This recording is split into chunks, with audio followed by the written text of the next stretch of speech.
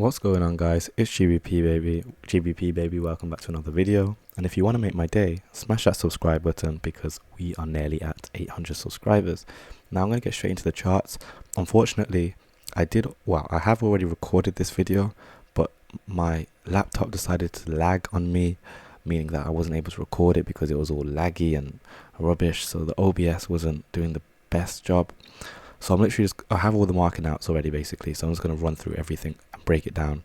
If you have any questions or anything, drop a comment below and I'll be happy to answer. So we're going to start on the weekly Dixie.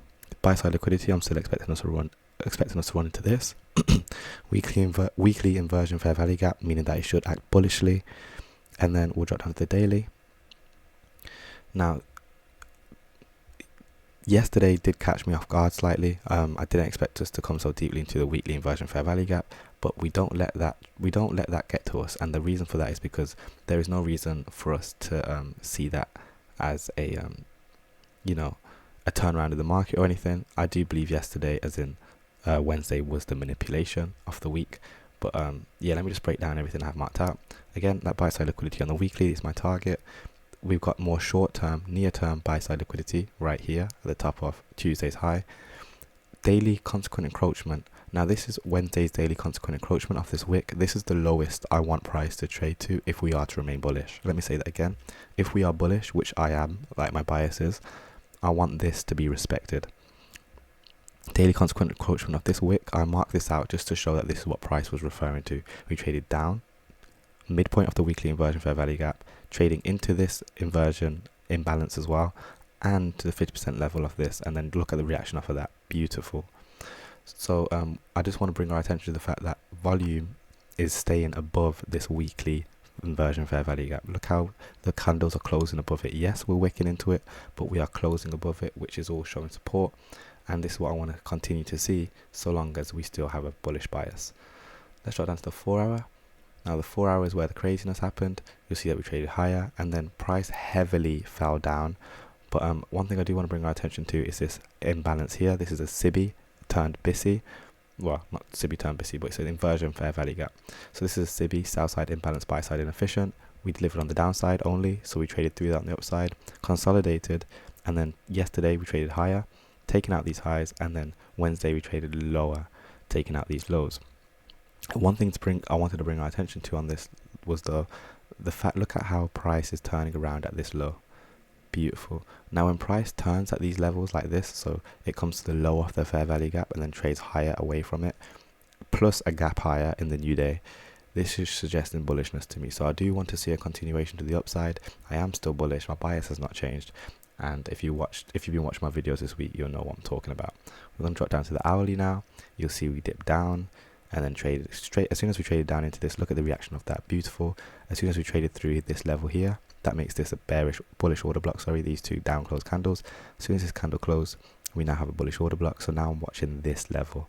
So if price does manage to come back down here, this should offer us nice buys on dollar for us to run up into the buy side liquidity and up here. Now let's say that doesn't happen. If that doesn't happen and price fails, as in we fail to trade away from this and actually trade through it, I'll simply start targeting this volume imbalance here and a potential run into the sell stops here. Simple as that. But overall, I do still have a bullish bias. Nothing has changed. We simply just traded deeper into the weekly inversion fair value gap. Now let's go to GBP. Same thing. I do have the market outs already because, like I said, I recorded this, but unfortunately I lost the video. We traded up into buy side liquidity. That's been tagged. So now I have my eyes set on this sell side liquidity. Can we reach down into that? Let's go down to the daily.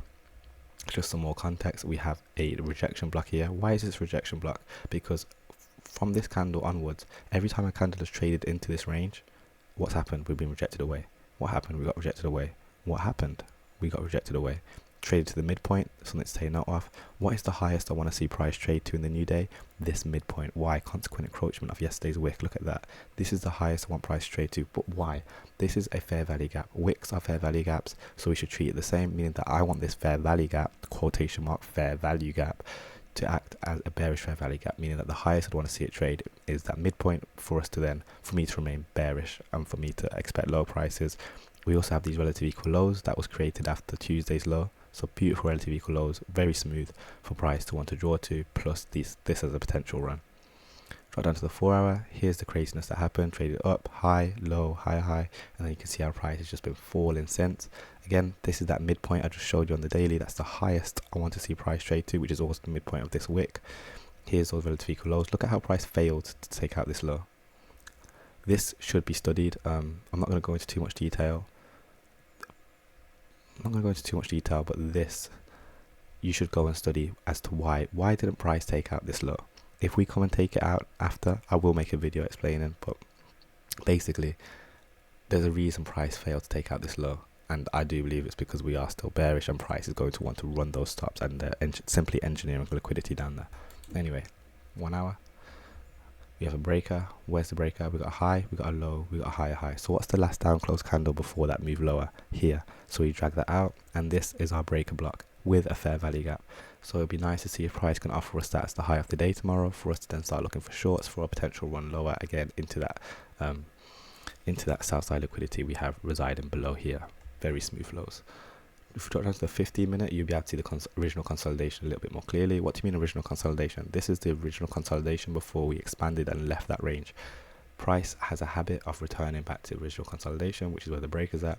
So it'd be nice to see if price wants to reach up there and then start moving lower in the new day. Simple as. That's my expectations. Now let's go to euro. This is a very quick video compared to the 20-minute video which I recorded that got deleted. Anyway, let's go to the weekly. Again, euro's been behaving a little bit more. The lows I have my eyes set on is obviously this low and then this low. Let's drop down to the daily, it'll be a bit more clear. And what did we trade up to? If you look at that, look at this. What's this? This is a bearish order block, isn't it? We traded right into that open, and look at the reaction of that. Beautiful. Ran out buy stops residing up here, here, and here. We also closed in this fair value gap. Let me just show you the fair value gap. This low to this high. Look at that. Closing the fair value gap gorgeously. And then you can see how we traded away from that. So what is the highest I'd want to see price trade for me to remain bearish on euros? Again, what I'm going to say? Consequent encroachment of the wick. Consequent encroachment, that's the highest I want price trade to. 4 hour, we can see the same thing. We have a nice bearish order block, consequent encroachment. And let me just show you something just for algorithm's sake.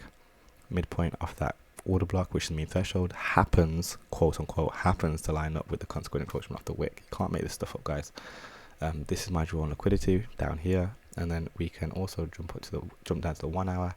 Again, do we have a breaker? We got a high, we got a low, we got a high, and then look how price broke lower. So where's the breaker? Last down close candle of the move. Look at that, and that will be our entry with a fair value gap again. This will be an ideal entry for the new day. What we can also do as well, if we look at the trading range, this is just extra. Look at that, that lines up with optimal trade entry. Let's drop down to the 15-minute though, and you'll see again original consolidation. Then we left that again. Price has a habit of wanting to return to that original consolidation, plus we have some beautiful relative equal highs which have just formed there, so price is likely going to want to sweep those before moving lower, running for these lows and potentially these lows. So yeah, that's going to be everything, guys. Sorry this was so rushed. Honestly, if you have any questions, drop them below. And yeah, but unfortunately I recorded the whole 20-minute video explanation before, but it decided to be laggy, and I don't like providing rubbish content. So smash that subscribe button. We're nearly at 800 subscribers, and I'll catch you in the next one. Peace.